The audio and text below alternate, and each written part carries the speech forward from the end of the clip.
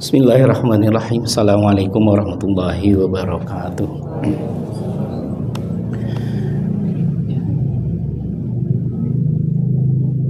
Alhamdulillahirabbil alamin. Wassalatu wassalamu ala asyrafil anbiya'i wal mursalin nabiyina Muhammadin ala alihi wa sahbihi ajma'in wa ba'd. Usikum wa nafsi bitaqwallah. Ittaqullaha haqqa tuqatih wa la tamutunna illa wa antum muslimun. Puji syukur kita panjatkan kepada Allah Subhanahu wa taala atas segala nikmat yang Allah anugerahkan kepada kita semua, nikmat iman, nikmat Islam, sehat, kesempatan. Nikmat-nikmat inilah yang selalu menyemangati kita untuk bersyukur. Maka kita realisasikan syukur kita pada malam hari ini dengan cara hadir di masjid untuk menjalankan kewajiban kita kepada Allah Subhanahu wa taala. Itu salat maghrib dan kita jalankan secara berjamaah.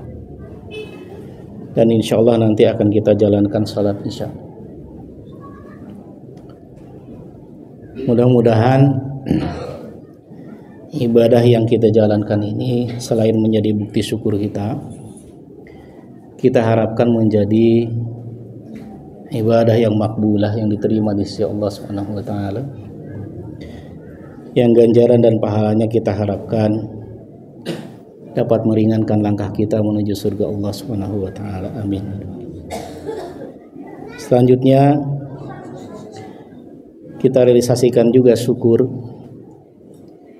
kita karena Allah memberikan kesehatan kepada kita. Untuk kita isi waktu kita ini dalam rangka menghidupkan kebiasaan baik peninggalan baginda Rasulullah Sallallahu Alaihi Wasallam, yaitu duduk di majelis ilmu. Harapannya selain menjadi bukti syukur kita, mudah-mudahan duduknya kita seperti ini, inilah yang menjadikan kita dapat hidup lebih baik seperti yang dikehendaki oleh Allah dan Rasul-Nya. Salawat salam semoga tetap curahkan Allah kepada junjungan kita baginda Rasulullah Muhammad Sallallahu Alaihi Wasallam dan keluarganya, para sahabatnya, para pengikut setianya, tabi'in, tabi'in, serta kepada kaum muslimin yang istiqomah. Mohon maaf sebelumnya nih, penglihatan saya belum begitu baik ya, jadi belum bisa langsung baca kitab. Jadi saya foto, kemudian kalau hasil foto maka jepretan bisa screenshot, bisa diperbesar. Insya Allah mudah-mudahan 1 bulan 2 bulan ke depan sudah kembali membaik. Yang kita baca pada malam hari ini dari kitab Fikih Sunnah Said Sabiq. Seperti saya sampaikan kepada pengurus ya, adalah mereview beberapa bahasan yang pernah kita baca. Dan yang akan kita baca pada malam hari ini itu tentang makruhatus shalah, hal-hal yang makruh dilakukan saat menjalankan ibadah sholat. Yang pertama adalah iltizamu makanin khasin minal masjidi lis-sholati fihi wairil imam. Membuat atau mengkapling satu tempat khusus di masjid untuk ia melakukan sholat di tempat itu secara terus-menerus. Tentunya selain imam. Kalau imam kan memang tetap kan gitu ya. Imam nggak boleh ngacak. Tapi jamaah atau makmum sebaiknya tidak melakukan hal itu. Misalnya dia khususkan duduk di sebelah kanan saja, di situ terus. Kalau ada kekhawatiran tempatnya tempati orang lain, dia hadir lebih awal ke masjid, dia taruh sajadah atau sorban dan pecinya, orangnya nggak ada, karena nggak mau tempat itu ditempati oleh orang lain. Ini ada hadis yang dijadikan dasar pijakan oleh Syekh Said Sabiq. Itu hadis dari sahabat Abdurrahman bin Shibil. Ini hadis dikeluarkan oleh Imam Ahmad, Ibnu Khuzaimah, Ibnu Hibban, dan Al-Imamul Hakim. Dan Imam Hakim mensahihkannya.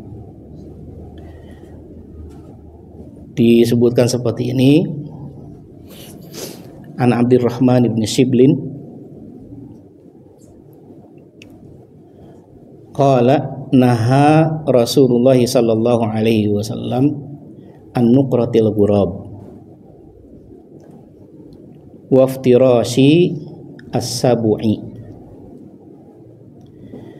wa an yuwattina ar-rajulu al-makana fil masjidi kama yuwattinul ba'ir. Artinya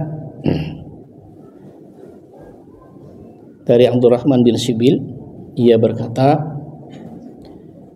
telah melarang baginda Rasulullah sallallahu alaihi wasallam dari mematuk seperti mematuknya gagak atau burung gagak.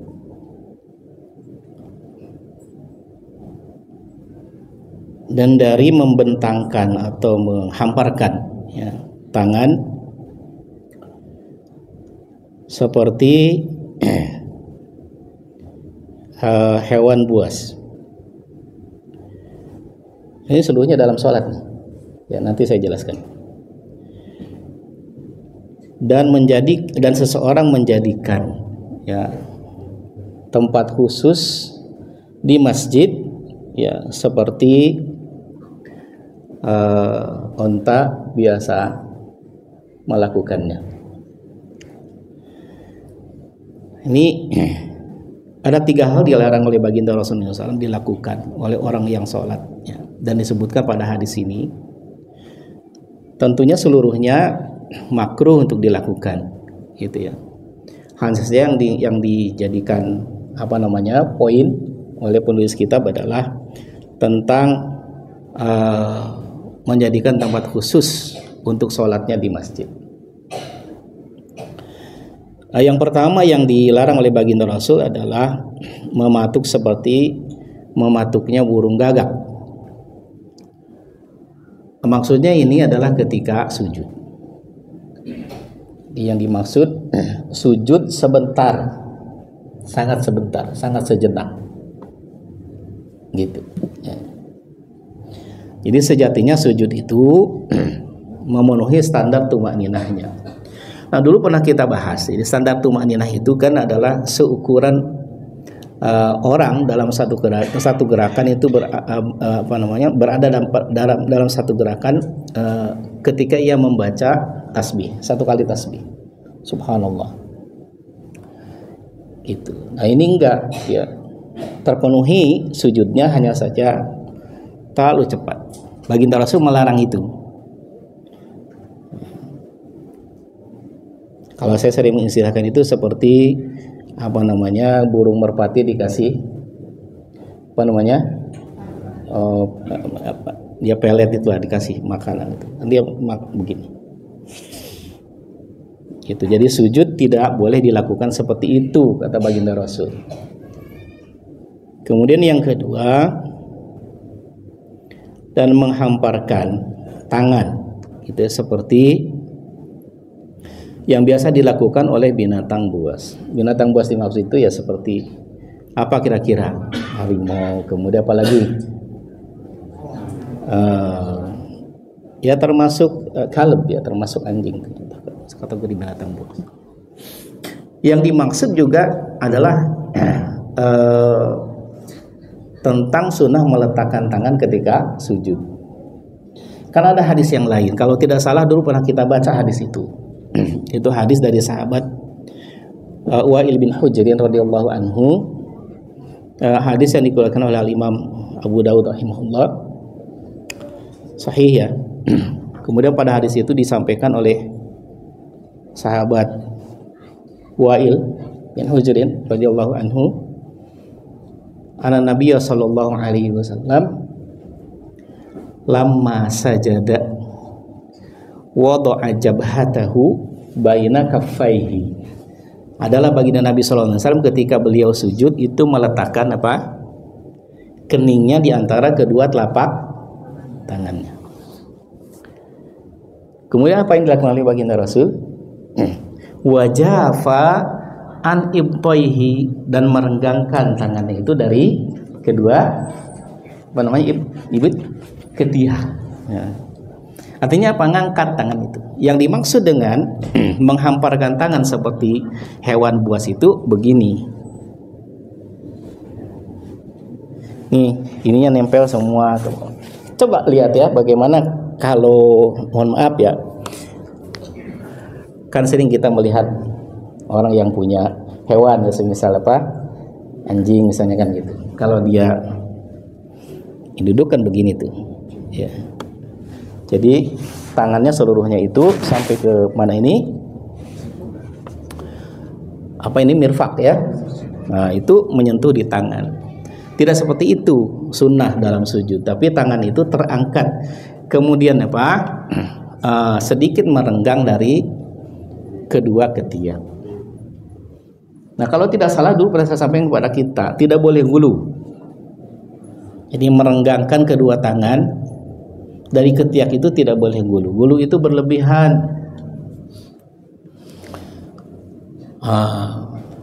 Dia pahami juga hadis apa itu? Yang la haula wala quwata illa billah, kalau sujud itu dipanjangkan. Ya.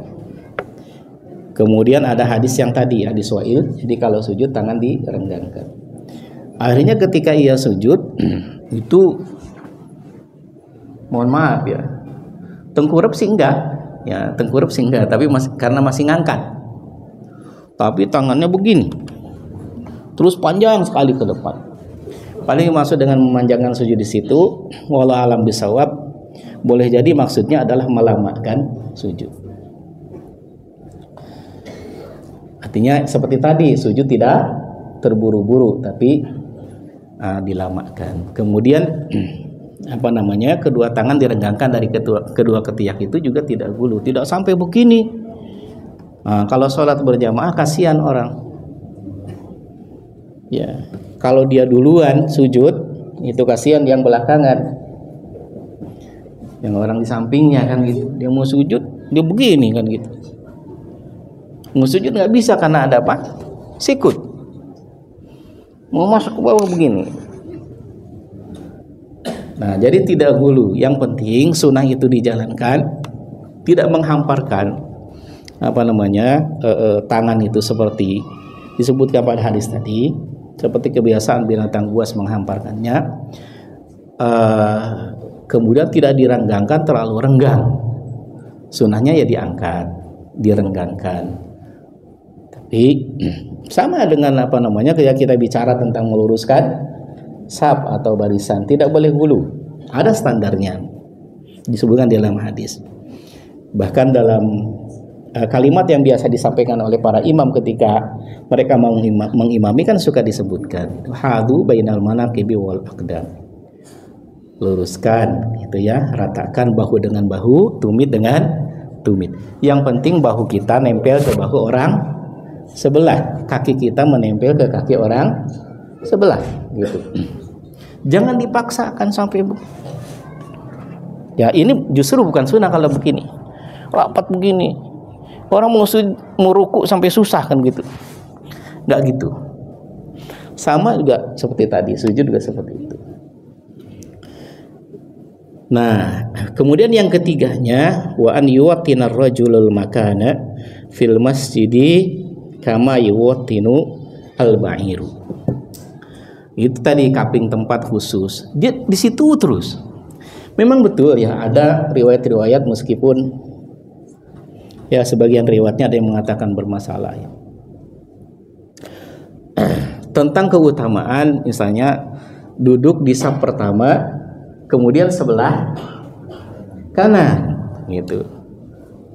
Semakin ke kanan semakin bagus gitu. Makanya ada sebagian orang yang begitu. Jadi sebelah kanan tuh udah dikapling aja sama dia terus, dia di situ terus. Kalau riwayat yang sahihnya adalah tentang keutamaan saf pertama. Di saf pertama jelas afdal daripada saf selanjutnya dan seperti itu, gitu ya. Dan hadisnya jelas, tempo hari kan kita baca juga hadisnya. Hadis yang padanya disebutkan apa katanya? Lau aliman nasu ma fin nida'i wasaffil awwal wa lam yajiduhuma illa an yastahimu lastahamu. Andai orang-orang itu tahu ada pahala yang besar pada mengumandangkan adzan dan berdiri di saf pertama, dan orang-orang tidak bisa mendapatkan keduanya kecuali dengan harus mengundi, niscaya dia akan atau mereka akan mengundi. Itu hadis memang sahih tentang apa? Keutamaan ya saf pertama. Tapi tentang yang melazimkan sebelah kanan itu ada riwayatnya, namun demikian itu tadinya. Kalau dilakukan justru makruh. Ya, beliau menyampaikan seperti itu ya, Syekh Said Sabiq. Kemudian yang keduanya adalah hal yang dimakruhkan juga dilakukan saat atau terus melakukan sholat di saat ngantuk ya. As-sholatu inda mughalabatin naum. Tetap melakukan sholat di saat sedang dalam keadaan mengantuk. Ngantuknya kacau udah. Ya, kalau ada ngantuk yang gitu, bukan hanya sekedar ngantuknya masih sadar, ngantuk yang nggak nyadar gitu. Dibilang tidur dia masih bisa berdiri kan ya. Dibilang nggak tidur dia sudah nggak ingat apa-apa. Gitu. Ini makruh ya. Yang kedua, disebutkan pada riwayat dari Aisyah radhiyallahu anha ummul mukminin, dikeluarkan oleh Al-Jamaah. Hadis ini Al-Jamaah dimaksud seperti biasa satu istilah di kalangan ulama hadis. Jadi kalau hadis dikeluarkan oleh Al-Jamaah berarti siapa yang mengeluarkan? Al-A'immatu as-sittah. Bukhari, Muslim, Abu Daud, Ibnu Majah, Tirmidzi dan Nasa'i. Al-Jamaah.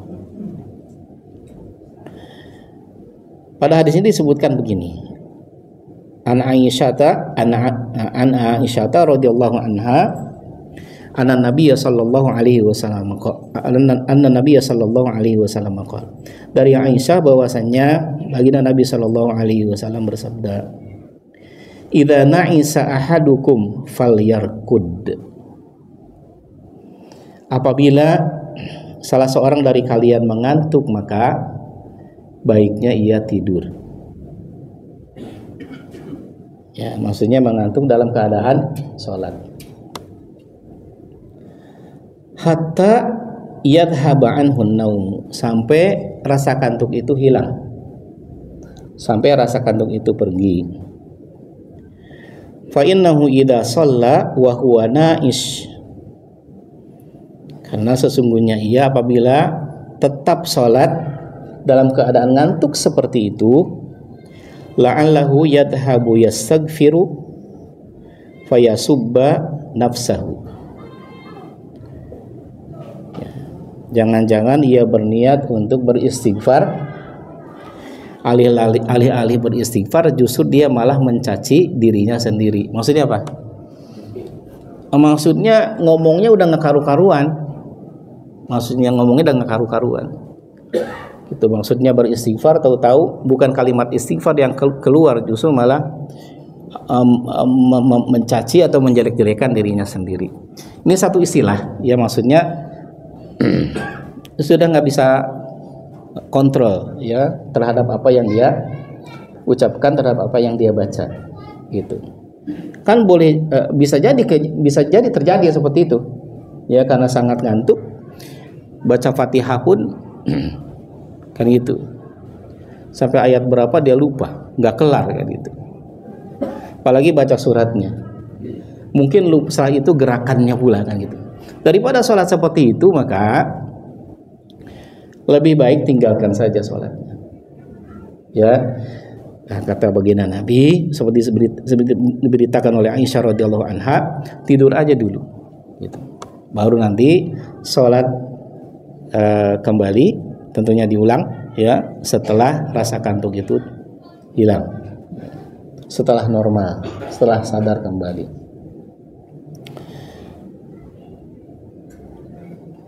Itu yang jadi kalau tetap dilakukan makruh sebetulnya. Makanya menarik tuh kalau satu saat Bapak ada kesempatan untuk i'tikaf di Masjid Haram Mekah, di Masjid Haram Madinah, terutama di 10 hari terakhir. Itu kan bacaannya panjang banget itu. Panjang. Setelah Isya itu sholat 20 rakaat. Gak witir. Nanti lanjut malam ditambah lagi sampai totalnya itu biasanya itu 41 rakaat. Totalnya itu 41 rakaat. Itu kadang-kadang kita dapatkan orang yang memang tetap memaksakan sedangkan kondisi sangat ngantuk gitu ya. Ada yang jatuh lagi sholat, jatuhnya bukan karena lemes, karena tidur ngantuk kan gitu. Nah, orang-orang yang mengerti itu biasanya mereka mundur, ya, cari tempat kemudian mereka bersandar. Nggak mau juga mereka tidurnya itu berbaring gitu, telentang, tengkurap, nggak mau. Dan mereka nggak mau batal, biasanya mereka duduk dulu tidur. Nanti setelah mereka ikut gabung kembali.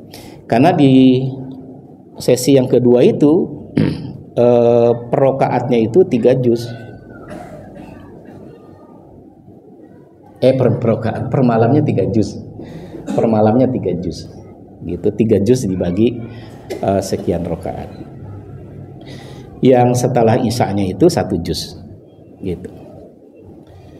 Melelahkan memang, tapi ya seperti itu ya. Nah, ini ada orang-orang yang mengerti, mereka amalkan sunnah kan, tetap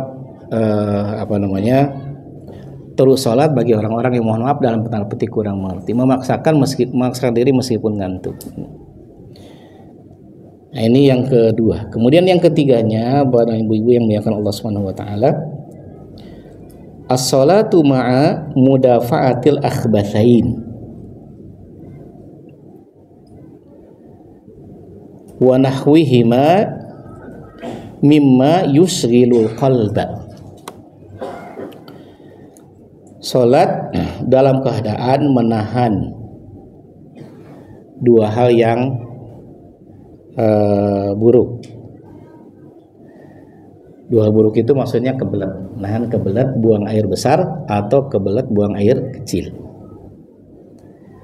Jadi kalau sholat dalam keadaan seperti itu dan tetap memaksakan diri tetap sholat, perilaku ini dikatakan makruh. Dan yang mirip dengan keduanya, apa saja yang berkonsekuensi menyibukkan hati. Nah gitu. Jadi kalau kebelet ya udah berhenti aja sholatnya, kan gitu ya. Kemudian ya selesaikan dulu hajatnya. Kalau dalam sholat jamaah ya masih dapat sholat jamaah, alhamdulillah. Nggak dapat ya nggak apa-apa, kayak gitu. Yang penting keluar dari kondisi karohah tadi itu, kondisi makruh kalau dia terus menjalankan sholatnya dalam keadaan menahan kebeletnya. Hadisnya banyak nih. Satu diantaranya hadis dari Thauban, disampaikan oleh beliau radhiyallahu anhu, anna Nabiya sallallahu alaihi wasallam qala, bahwasanya baginda Nabi SAW bersabda, "Thalathun la tahillu li ahadin an yaf'alahunna."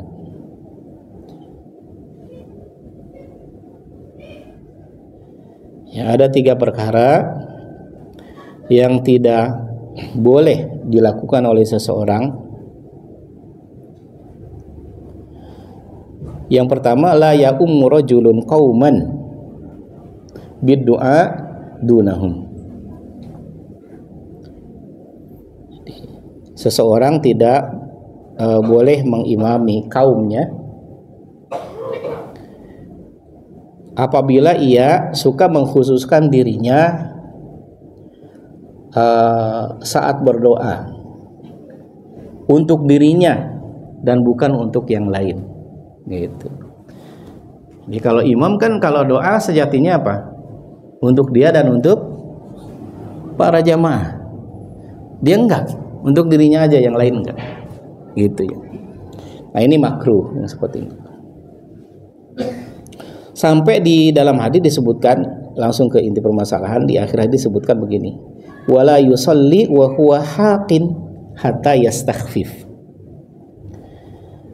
Dan tidak boleh ia salat dalam keadaan haqin. Yang dimaksud haqin itu dijelaskan apa? Habisul baul. Habisul baul itu menahan kencing. Nah, itu yang ketiga ya. Hatta yastakhfifa, sehingga ia ringan, terasa ringan, merasa ringan atau lepas dari kebeletnya itu. Itu. Yang pertama, yang kedua, yang ketiga, kemudian yang keempatnya, Bapak dan Ibu-ibu yang dimuliakan Allah Subhanahu wa taala,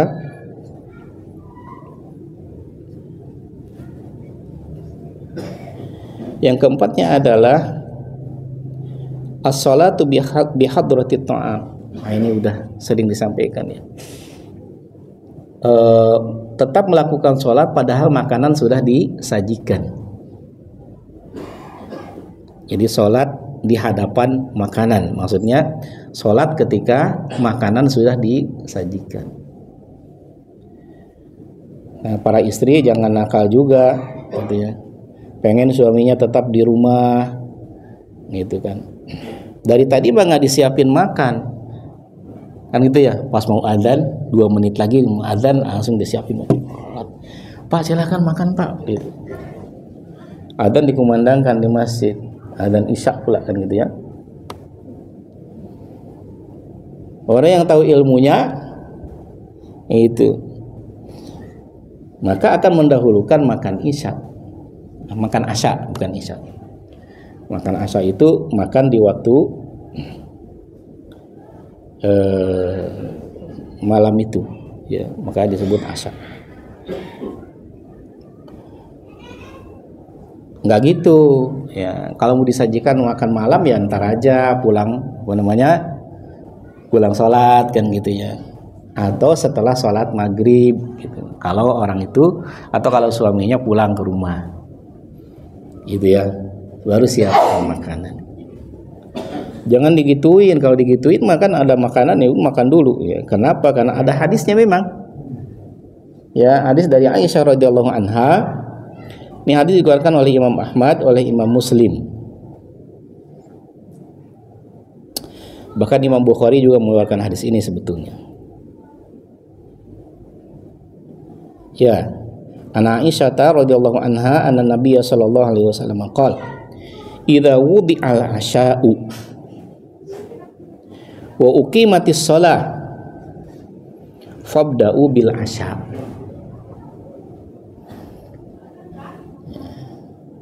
Bahwasanya baginda Nabi sallallahu alaihi wasallam bersabda, apabila makanan itu sudah diletakkan,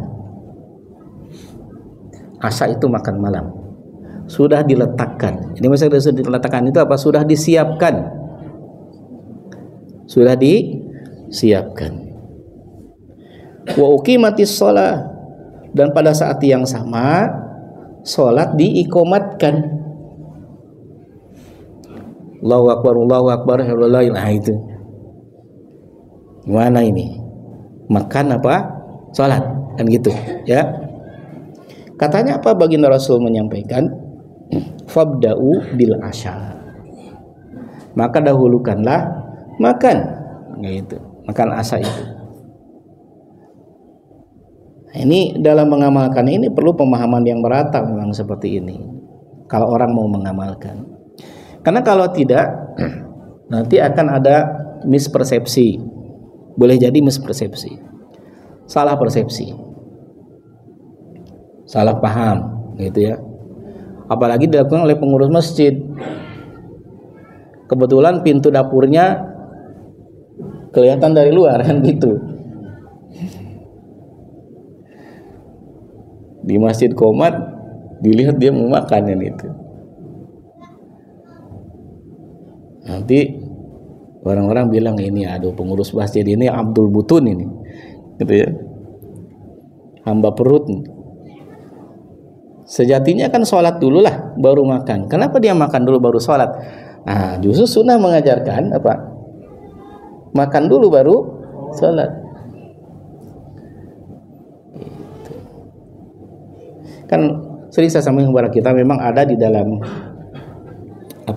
sunnah itu, meskipun kita mengetahui jelas-jelas itu sunnah, dalam mengamalkan itu diperlukan pemahaman yang merata supaya tidak ada mispersepsi tadi itu.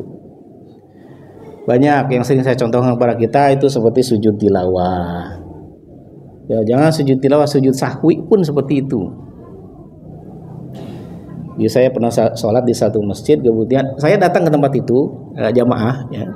Kemudian saya sholat di satu masjid. Mereka tahu saya. Dan saya nggak ngimam karena ada imam rawatibnya. Dulu lagi masih sehat, ya. Lagi masih warawiri kesana kemari. Ya, sholatnya maghrib. Imamnya lupa nggak tahiyat awal. Imamnya ini paham sunnah, lupa nggak tahiyat awal. Kemudian jamaah agak lambat mengingatkan. Jadi mengingatkan dengan takbirnya itu saat dia sudah tegak berdiri. Karena yang lagi masih pada mikir dulu, gitu ya. Nah, ternyata sampai pada satu keyakinan bahwa memang ini seharusnya tahiyat awal. Baru dibilang subhanallah, kok takbir dengan tasbih ya, subhanallah. Tapi sudah berdiri tegak. Betul, para jamaahnya berdiri semua. Udah benar itu. Cuma masalahnya ketika sujud sahwi, imamnya sujud sahwi sebelum salam. Yang sujud sahwi itu hanya beberapa orang saja. Mungkin ada 3 atau 4 orang. Padahal sholat maghrib kita tahu sendiri jamaahnya banyak. Imam, terus saya, terus ada berapa orang lah, 2 orang itu. 2 orang atau 3 orang sujud sahwi. Yang lainnya nggak sujud sahwi. Nungguin aja. Nungguin imam bangkit kan gitu ya. Kemudian salam. Akhirnya saya tanya, kenapa ini? Kok imamnya sujud sahwi, bapak nggak sujud sahwi? Yang salah kan imam, yang lupa dia. Sudah diingetin sama kita mau nggak lupa, dia yang lupa. Maka dia yang sujud sahwi, itu kan? Ini masalah sunnah karena tidak ada pemahaman yang merata, agak sulit untuk dalam kayak gini-gini. Sujud tilawah juga gitu. Ya, apalagi ayat yang terakhir, ayat yang ada sajadahnya itu adalah ayat terakhir seperti di surat Al-Alaq itu. Wasjud waqtarib. Imamnya sujud. Mau sujud di tasbihin subhanallah. Subhanallah. Karena menurut jamaah itu bukan sejatinya sujud tapi ruku. Gitu. Sujudnya cuma 1 kali lagi, pas bangkit langsung ruku. Allahu Akbar bangkit, habis itu Allahu Akbar ruku. Puyeng. Nah kayak gini-gini. Termasuk yang tadi itu. Pengurus masjid makan gitu kan. Makan terus. Padahal ini udah qomat. Ya biarkan saja. orang-orang sholat dulu kemudian dapat sholat jamaah, alhamdulillah, kan gitu. Nggak dapat ya sudah, seperti itu. Berdasarkan hadis ini, dan hadis ini hadis sahih sekali lagi. Kemudian yang ke berapa? Kelima ya. Yang kelimanya adalah taltiyatul fami wasadli. Taltiyatul fami itu menutup mulut. Mulut ditutupin. Pakai apa namanya? Bisa pakai sorban, bisa pakai kain, kan gitu. Sholat di mana? Di daerah dingin misalnya kan. Oh, tutupin semua supaya nggak kena dingin. Makruh dilakukan. Sama sadel, yang dimaksud dengan sadel itu adalah apa namanya ya? Menjulurkan kain itu. Sadel itu. Batal sih enggak sholatnya ya, tapi yang dimaksud pada hadis ini adalah tagtiyatul famnya itu, menutup mulutnya itu. Hadisnya dari sahabat Abdurrahman bin Sakhar radhiyallahu anhu qala naha Rasulullah sallallahu alaihi wasallam anisadli fis shalah. Yughatir rajulu fahu. Maaf, wa an yughattiya ar-rajulu fahu. Baginda Rasulullah SAW melarang sadel, menjulurkan kain tadi itu, dan seseorang menutup apa namanya mulutnya. Dijelaskan oleh sebagian itu dengan semisal menutup mulut dengan kain, menutup mulut dengan kain. Jadi bagusnya mulut mah terbuka gitu. Kenapa? Karena ada hubungannya dengan bahwa apa namanya sholat itu adalah ucapan. Ya, sholat itu adalah ucapan. Kalau ditutup begini kan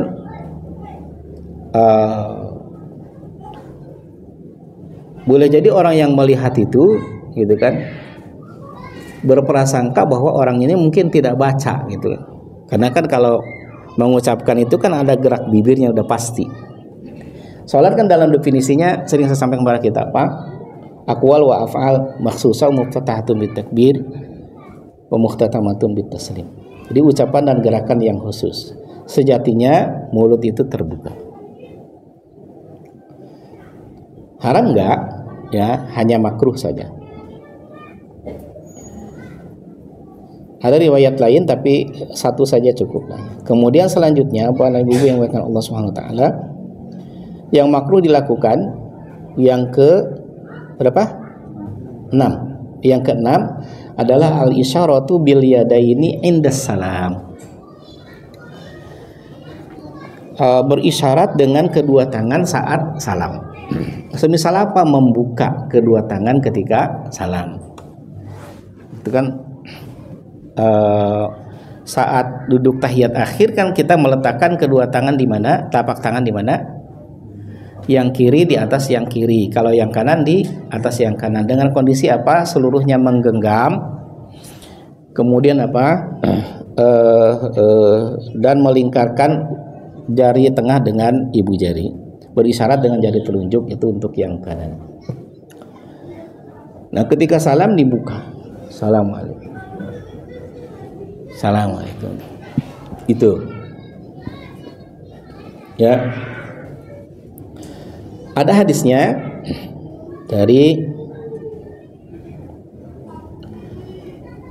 sahabat Jabir bin Samurah radhiyallahu anhu. Ini hadis dikeluarkan oleh Al-Imam An-Nasa'i dan lain-lain. Juga Imam Muslim serta Abu Dawud. Disebutkan begini, An Jabir bin Samurah radhiyallahu anhu qala kunna nusalli khalfan nabiy sallallahu alaihi wasallam faqala ma bala haula'i yusallimuna bi aydihim ka'annaha adnabu khailin. Ini summasin. Kami melakukan sholat di belakang baginda Nabi Shallallahu Alaihi Wasallam. Perasaan baru sebentar ya, Shallallahu Alaihi Wasallam, dan orang-orang masih saja salam dengan tangan-tangan mereka seperti ekor onta, seperti ekor kuda, ngepot-ngepot gitu ya.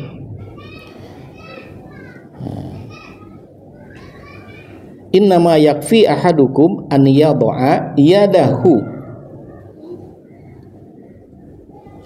ala fakhidhihi thumma yaqulu assalamu alaikum. Sesungguhnya cukup ya setiap dari kalian meletakkan tangannya di atas pahanya, kemudian mengucapkan assalamualaikum. Maksudnya assalamualaikum ke kanan dan assalamualaikum ke kiri. Tidak perlu tangannya ikut dibuka. Gitu. Ya. Ini yang keenam. Masih ada yang ketujuh, tagmidul ainain. Tagmidul ainain itu menutup mata. Matanya ditutup. Merem. Di sholat merem. Ini makruh ya. Sejatinya lagi sholat itu mata dibuka. Karena kan ada hadis-hadis yang menjelaskan bahwa sholat kalau lagi sholat ada binatang buas tuh apa yang harus dilakukan. Berarti harus tahu, melihat. Kalau nggak ngelihat ya bagaimana? Lagi sholat misalnya di tempat terbuka, katakan di hutan, gitu kan, merem, tahu-tahu di depannya ada, bisa-bisa pas sujud itu. Ada hadisnya tapi nggak sempat kita baca nih. Kemudian yang ke berapa? 8 atau 9, raf'ul basar ila sama, mengarahkan pandangan ke langit. Ini udah dibahas dulu ya. Kemudian yang kedua, at-takhassur bis shalah, tolak pinggang. Salat yang sambil bertolak pinggang. Kemudian yang terakhir adalah al-abthu bi thawbihi au bi badanihi au illa idza da'at ilaihi al-hajah. Mainin pakaian ya, badan, garuk-garuk maksudnya apa segala macam lah gitu. Kerikil ya lagi sholat, kecuali memang diperlukan, kayak lagi gatel ya apa boleh buat kan, itu mesti digaruk dan nggak perlu dibatasin. Kalau gatelnya belum pergi sudah digaruk 3 kali, kuota habis ya bagaimana kan gitu. Bisa-bisa nanti ada gerakan-gerakan tertentu yang justru mengeluarkan orang dari persepsi umum tentang sholat. Kan yang dikatakan membatalkan itu kalau sudah mengeluarkan orang, ya persepsi orang yang melihat bahwa simpulan itu sedang sholat. Wah ini nggak sholat kalau begini gitu. Tapi kalau masih ada persepsi, kalau melihat itu bahwa dia sedang sholat, berarti masih dianggap tidak membatalkan. Ya, tapi makruh ya, tapi makruh dilakukan. Ya, sholat garuk-garuk, mainin baju, ya, kemudian kerikil. Nah, kalau zaman dulu kan mestinya di bawah. Kalau sekarang mungkin ujung apa? Nih, yang karpetnya baru iseng, lagi sholat sorban, kayak gitu. Ya. Nah ini hal-hal yang makruh dilakukan saat melakukan ibadah sholat. Sudah kita bahas dulu. Namun demikian ada beberapa hal yang waktu itu terlewatkan untuk saya sampaikan seperti di poin yang pertama tadi. Maka saya mulai bahasan itu dari poin terakhir ke belakang, ke depan, gitu ya. Tidak diurut dari 1, 2, 3 tapi dari yang terakhir mundur gitu. Wallahu alam bisawab, mudah-mudahan bermanfaat. Kurang-kurangnya mendibukan maaf yang selebar-lebarnya. Aku luka lihada wa astagfirullah li wa lakum walhamdulillahi alamin. Wassalamualaikum warahmatullahi wabarakatuh.